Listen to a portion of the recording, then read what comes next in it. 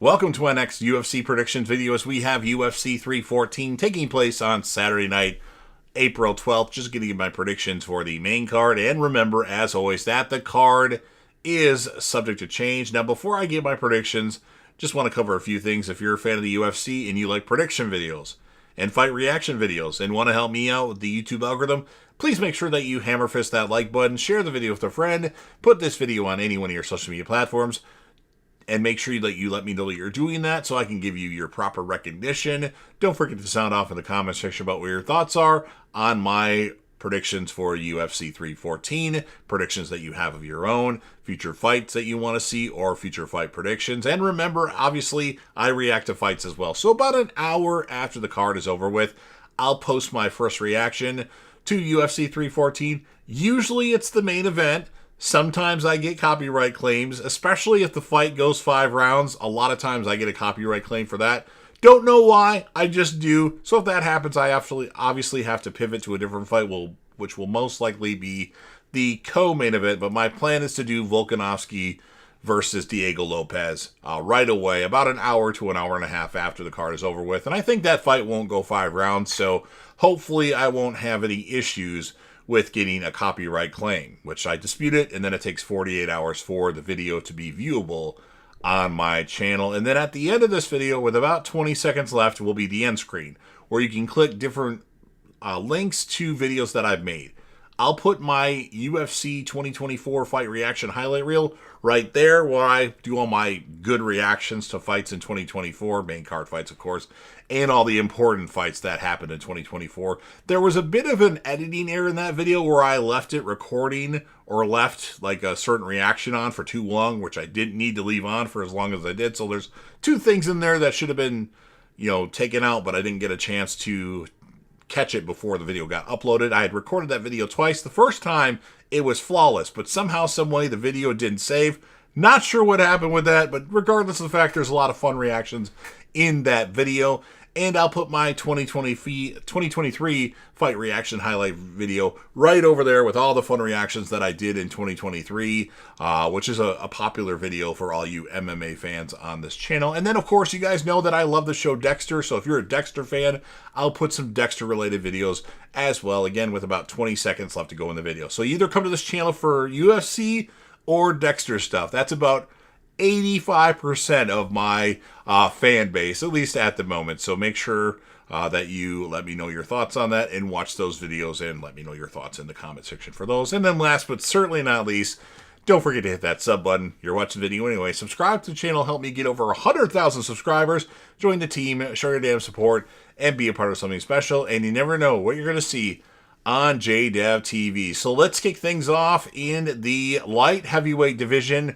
At UFC 314 on the main card, we have Dominic Reyes versus Nikita Krylov. I'm not super excited about this fight. This fight got elevated to the main event because Carlos Prates versus Gilbert Burns is not happening at this card. Krylov doesn't fight a lot, and he's not overly impressive. He's good, but he's not very active. And Dominic Reyes was really good and then had some struggles. He lost to John Jones. Then he lost to Jan Blachowicz. Then he lost to Yuri Prochazka. He got annihilated by Yuri Prochazka. Fun fight, though. He landed some shots on Prochazka as well. And then he lost to Ryan Spann. And then finally, Reyes won a couple fights against Dustin Jacoby and Anthony Lionheart-Smith. Is Dominic Reyes back? I don't know for sure because Jacoby's tough, but he's not elite. And Anthony Smith just, there were some things going into that fight. Anthony Smith just didn't look like Anthony Smith in that fight. And I feel like once he beat all the old Brazilians, Anthony Smith's best days are behind him. And I'm glad that he's finally retiring because he should have retired a while ago. In my opinion, the fight against Ankalaev should have been Smith's last fight. Although he did win a fight after that. But I feel like Anthony Smith's best days behind him. But I think in this fight, Dominic Reyes is really good when he's on.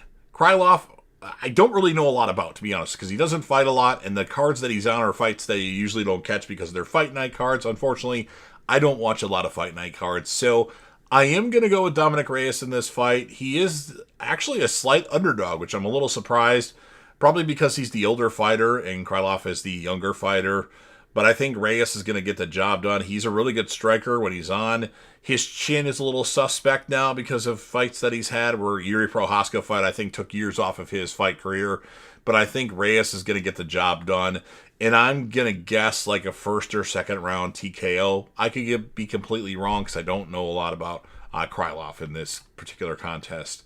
And then next up in the featherweight division. The featherweight division is certainly on display at UFC 314, as well as the UFC main event for the Fight Night card tonight. We have Patricio Pitbull making his UFC debut against Yair Rodriguez. Rodriguez is really good. He's got kind of a crazy striking style. Not a lot of power behind his strikes, but he's really good. He wins a lot of the fights, but then he'll lose fights, and he's tall, 5'11". He's going to have a 71-inch reach advantage, where Pitbull, he's older by 5 years. He's 5'6", and he's only got like a 65.5-inch reach advantage. I mean, Pitbull, I haven't seen a lot of his fights. I've only seen some highlights now because he fought in Bellator and then the Bellator PFL stuff. So, I mean, right now, Yair Rodriguez is the favorite. I think Yair Rodriguez is going to get the job done in this fight, although Pitbull's really good. He's a little bit more calculated than he is wild, which I think is their misconception. He's pretty smart. I just think Rodriguez is going to get the job done, and usually you don't see Rodriguez TKO'd. That's not saying he's not going to get TKO'd, other than the fight against Volk where he got him down and then ground and pounded him, and then a fight a long time ago. Rodriguez is pretty durable, but I mean, he loses fights that I feel like he should have won, especially after he looked so good against Max Holloway. So I'm going to go with Yair Rodriguez in this fight. I'm not exactly sure how it's going to be done. I think he might win by decision, or he'll get some crazy knockout like he did against the Korean Zombie. I don't know if that's going to happen with 1 second left to go in the fight, but I could certainly see that happening. So I am going to go with Yair Rodriguez, even though I know Pitbull is like one of Bellator's best fighters of all time. But I just think Yair Rodriguez is really good, and he's got some attributes in this fight going into it, which height and reach don't really mean a thing. Some fighters just have it, some don't, but I am going to go with Yair Rodriguez. And then next up, again, in our featherweight division, we have João Silva versus Bryce Mitchell. Again, another fight where you got a guy with a lot of height. Bryce Mitchell's 5'10", João Silva's 5'7". Bryce Mitchell's going to have, well, I guess a 1-inch reach advantage. Everybody says that João Silva is going to kill Bryce Mitchell. It certainly could happen, but I would not underestimate Bryce Mitchell. He's very good at getting people down, and he's very good at grappling and submission. João Silva is more of a guy that's going to knock you out. And he's very, people just think he's a guy that stands in front of you, but when he throws strikes, he's constantly trying to circle so he just doesn't get like a phone booth so people can tee off on him. So I'm not exactly sure what's going to happen in this fight, because everybody thinks that Mitchell's going to be annihilated, which could happen. Right now, João Silva is the favorite in this fight, and I do think he wins this fight, but I wouldn't be surprised if Bryce Mitchell would win. But I am going to pick João Silva because he's pretty freaking entertaining, and he's good. I hope he does win a lot of fights in a row, because it's nice to have some new blood at the top of the featherweight division. And then we go to our co-main event of the evening in the lightweight division. I don't think this should be a co-main event. I would have preferred a better co-main event, but we have Paddy the Baddy Pimblett versus Michael Chandler. Michael Chandler, of course, is coming off of the loss to Charles Oliveira at UFC 309. Paddy the Baddy Pimblett beat Bobby Green in his last fight, and he beat Tony Ferguson the fight before that. Michael Chandler's only won 2 fights in his UFC career. Tony Ferguson and the fight against Dan Hooker, which is a little surprising because looking at Dan Hooker now, I feel like he would beat Michael Chandler. Michael Chandler isn't getting any younger, and Paddy the Baddy Pimblett is good at fighting these older guys and beating them. With that said, Paddy the Baddy's best attribute is his grappling. And Michael Chandler, other than the fight against Dustin Poirier, and I'm not talking about Bellator stuff because I haven't watched all the Bellator stuff, but he's fought Charles Oliveira twice and defended all the submissions from Charles Oliveira. I don't think Paddy the Baddy Pimblett is better at grappling and trying to go for submissions better than Charles Oliveira. So with that said, I don't think he's going to beat him that way.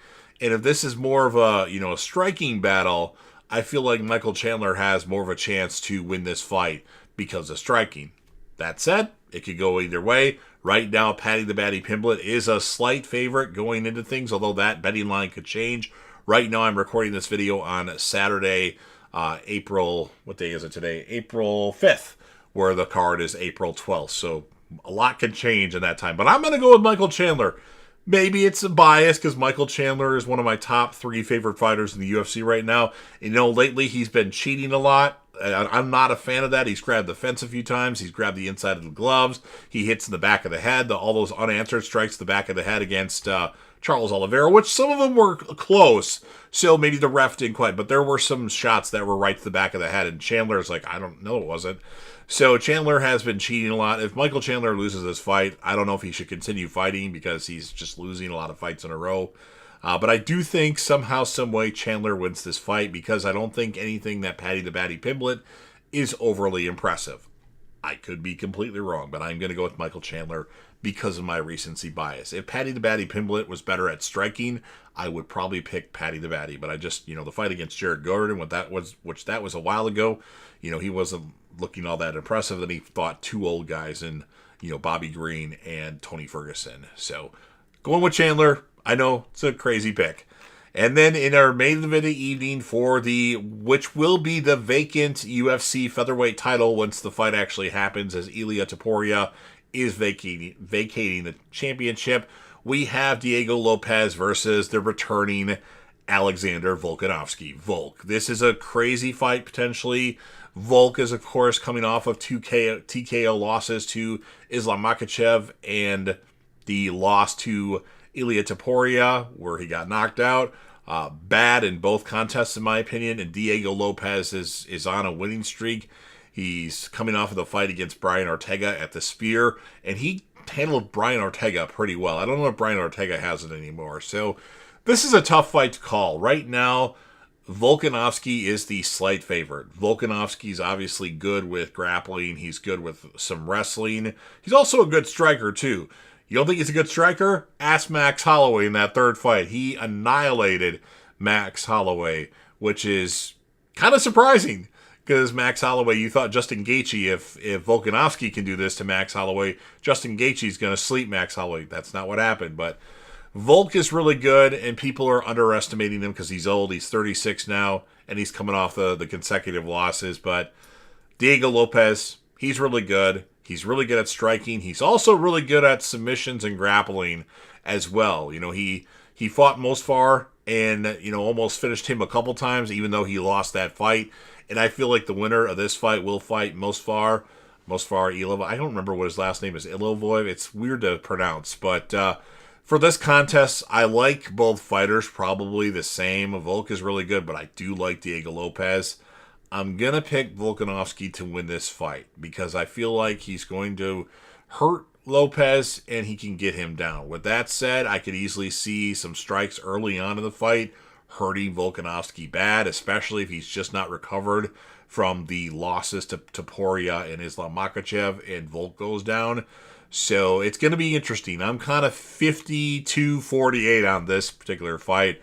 I just don't know if, Lopez doesn't have the experience of fighting in a championship fight. If the fight goes 5 rounds, I don't know how well his cardio will hold up. I'm not saying he has bad cardio. I don't count the fight against Danny Ige as a bad cardio fight because that was a fight. It was supposed to be somebody else, and then Brian Ortega, and then Ortega pulls out the day of, and then they get Ige on really short notice, like hours notice. And, you could tell that Lopez slowed down a lot in that fight, so I'm sure he's prepared himself for this one. But even if you prepare that, 5 rounds versus 3 rounds, it's a different ball game, and he might not put a lot of power behind his stuff in the first round to save his energy. But I am going to go with Volkanovski. I like Lopez a lot. I think he's good for the division. He's very entertaining, but I have to go with Volkanovski because he's good too. Even though he's old. Old man Volk is going to win this fight. You heard it here first. So those are my predictions for UFC 314. And I'll say this again, even though I already said it. If you're a fan of the UFC, and you like prediction videos and fight reaction videos and want to help me out with the YouTube algorithm, please make sure that you Hulk smash the like button or hammer fist the like button. Share this video with a friend that likes the UFC or MMA fights or predictions in general. Put this video on any one of your social media platforms and make sure that you let me know either in the comments section or send me a message on Instagram. Of course, I'll put my link to my Instagram as well as my Letterboxd because I like movies and TV shows, but I rate movies that I watch on Letterboxd, new release movies. That will be in the description. I react to the fights, so come back to the channel about an hour after the card is over with. I should have Volkanovski versus Lopez uploaded about an hour, hour and a half, unless, of course, I get a copyright claim. It's a 5-round fight. That might happen. I'll have to pivot to Chandler versus Paddy the Baddy. If that's a 5-round fight, well, I don't remember. Is that a 5-round fight or a 3-round fight? The longer the fight goes, the more chance I get a copyright claim because they just flag anything that has UFC fight 314 or anything like that in general. And then last but certainly not least, don't forget to hit that sub button. You're watching the video anyway. Subscribe to the channel. Help me get over 100,000 subscribers. Join the team. Show your damn support. And be a part of something special. And you never know what you're going to see on JDev TV.